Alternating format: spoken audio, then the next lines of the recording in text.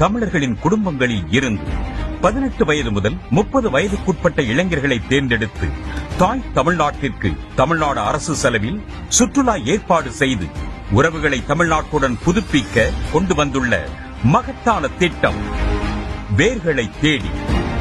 வேர்களை தேடி திட்டத்தின் முதல் பயணம் கடந்த 2023 டிசம்பர் 26ஆம் தேதி ஆரம்பித்து 2024 ஜனவரி 9ஆம் தேதி வரை வெற்றிகரமாக நடத்தப்பட்டது.